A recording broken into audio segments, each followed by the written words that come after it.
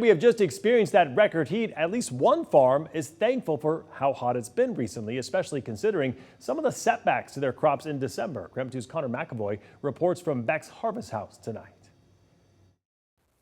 Beck's Harvest House is a produce market and farm here in the heart of Green Bluff. And the owner tells me while he and his staff are doing their best to beat the heat when it gets to be a little bit too much, they couldn't be more thankful for it.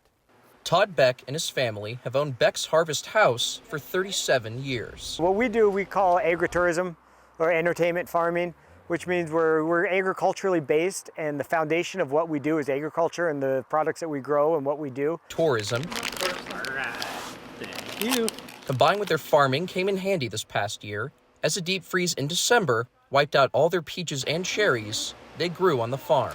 If all I had to offer the consumer was just the stuff I grew in the field, I lost that much of my crop in 1 year, it would be devastating to us. Beck says it wasn't the negative temperatures necessarily that played a factor as much as it was timing. In that early one in December, there was still sap and everything growing up in the trees. So it hit so hard, so quick that the tree wasn't ready for it, and that's what killed our peaches and our cherries. While it's a hit Beck says is still being felt by his business, one positive he says this summer season are the warmer temperatures. Even those in the triple digits help make up for lost time.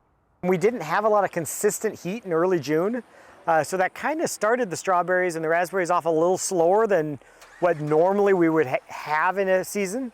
So the little bit of the boost of heat kind of gave a little punch into the berries and really got them ripe, and like the raspberries now, they're coming off are great. They're juicy, they're sweet, they're ready to roll. Ready to roll alongside the heat he's used to.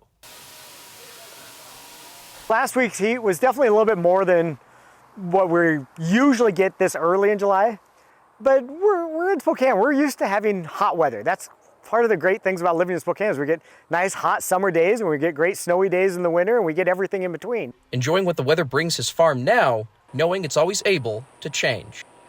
Beck also says he's glad those triple-digit temperatures aren't sticking around too long. Too much of that can cause the trees to be a little too tense and get overexhausted over time and overheated.